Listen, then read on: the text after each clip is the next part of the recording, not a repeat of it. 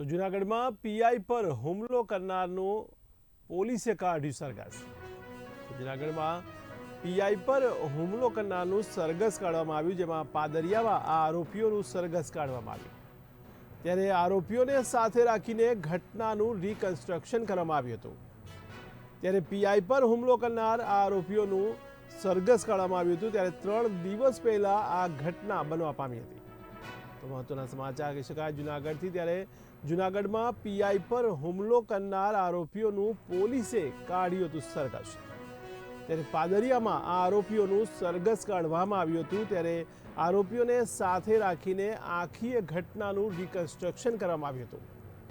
ત્યારે પીઆઈ પર હુમલો કરનાર આ આરોપીઓનું સરઘસ કાઢતા લોકોમાં પણ ભારે કુતૂહલ સર્જાયું હતું। ત્યારે 3 દિવસ પહેલા આ ઘટના બનવા પામી હતી।